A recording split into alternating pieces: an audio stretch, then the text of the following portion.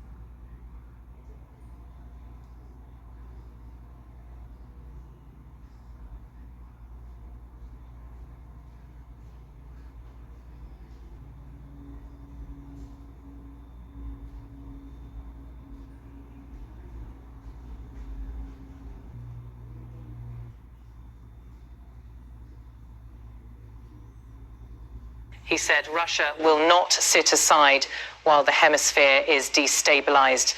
The statement underscores just how quickly a regional standoff over drugs, ships, and sovereignty has morphed into a broader clash involving major powers. In the Pacific, just outside U.S. territorial waters near Hawaii, a Russian intelligence collection vessel has been observed. The United States, tracking the ship closely, says it intercepted the craft about 15 nautical miles south of Oahu on 29 October 2025, a move that has raised alarm in Washington.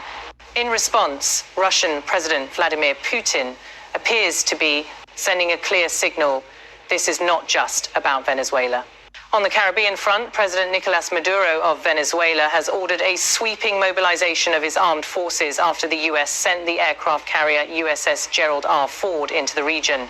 According to U.S. officials, the carrier group entered the area to assist in counter-narcotics operations, but observers warn the scale of the deployment suggests preparation for something far larger. At the same time, Russia has publicly condemned a U.S. strike on a vessel near Venezuela that it says was carrying narcotics. 4 people were killed in the operation, and Moscow characterized the strike as an escalation. Putin's Moscow is backing Maduro, providing intelligence support and stepping into what some say is a proxy arena between the U.S. and Russia. He said, "We will not allow our friend Venezuela to be isolated by threats." The comment came during a joint appearance with Maduro, where they pledged to deepen military and intelligence cooperation. The Kremlin appears to be leveraging the crisis in Latin America in order to challenge U.S. dominance in the Western Hemisphere. On the U.S. side, officials say foreign military vessels operating near U.S. territory are a cause for concern.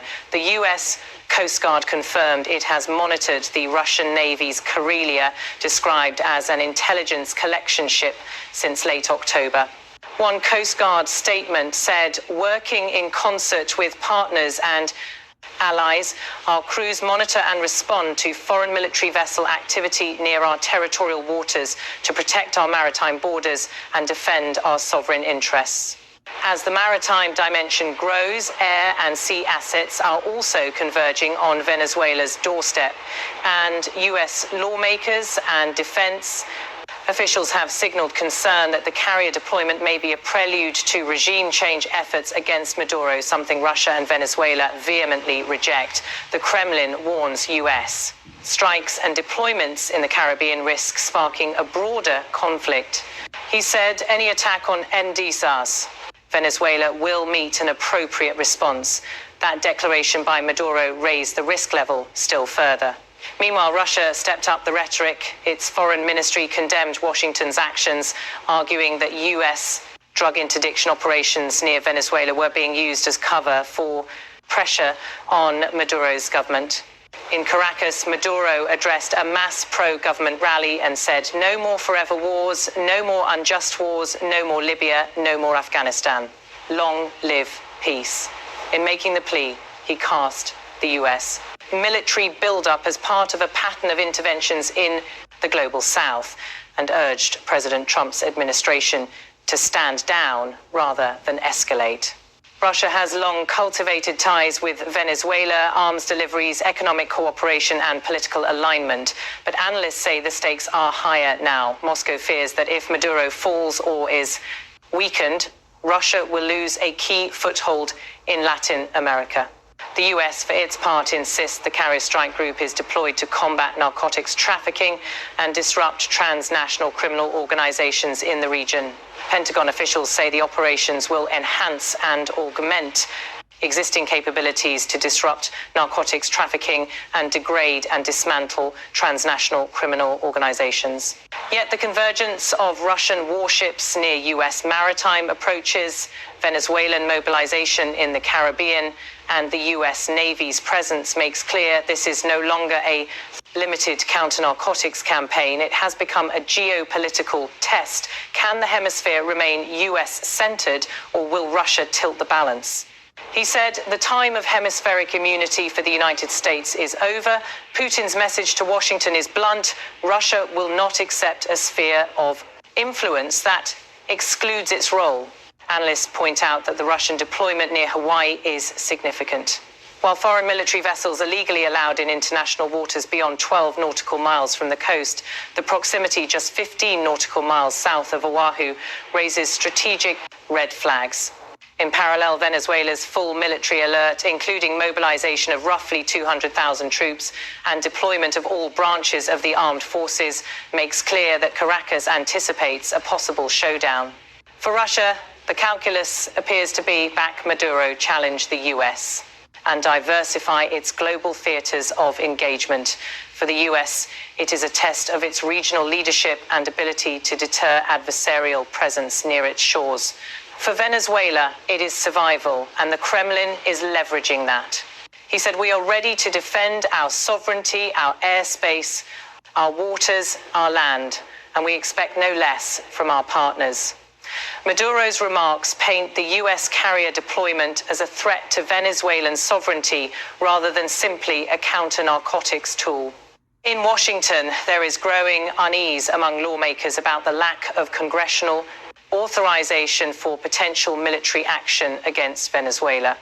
Some Democratic leaders say the deployment must not become a backdoor war. Meanwhile, Moscow has made clear its concern that US operations could be used as a springboard for intervention across the region beyond drug trafficking missions. Meanwhile, US assets in the Pacific and Caribbean are on heightened alert, monitoring Russian warships and Venezuelan troop movements simultaneously. The US Coast Guard has emphasized its routine monitoring around Hawaii, but called this latest deployment a different scale and context. Behind the scenes, diplomatic efforts are also under strain. Colombia has suspended intelligence sharing with the US, citing concerns over US strikes in the region and fear of being drawn into a wider conflict. With all three actors, Russia, Venezuela, and the US, now actively engaged, the question is not just whether a war will erupt, but how far the confrontation will reach. Are we witnessing a proxy battle for influence in the Americas, or a direct confrontation closer to US territory than Moscow would have dared decades ago? He said, "When they come near our coasts, we will act accordingly." Washington's officials interpret this as both a promise of deterrence and an implicit warning of possible escalation.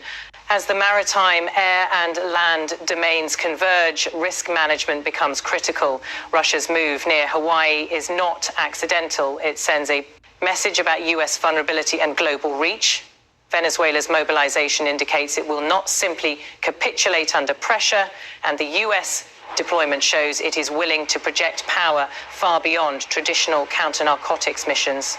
In the next days and weeks, attention will center on whether the Russian vessel remains in the region, whether the US carrier group advances closer to Venezuelan waters, and how Moscow and Caracas respond diplomatically or militarily.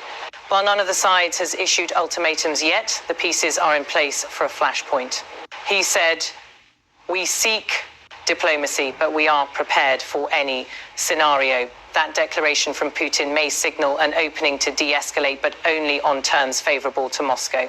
For Maduro, the balance is even more precarious. His regime's survival now appears tied directly to Russian support in a showdown with Washington. For the US, the question is whether this is a temporary standoff, a show of force to stem narco-smuggling routes, or the beginning of a deeper strategic contest.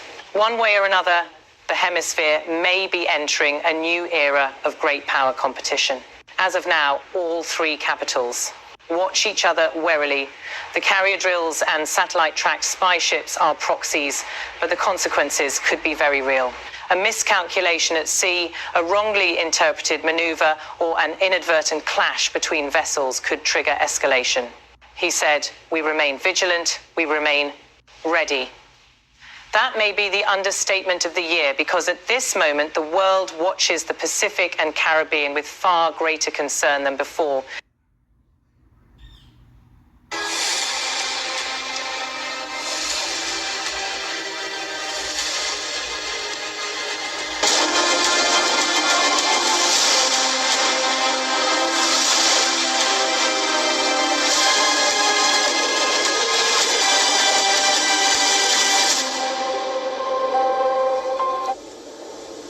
Shifting focus now to Iran, where the IRGC has publicly displayed domestically produced missiles and drones for the first time since the war with Israel in the month of June.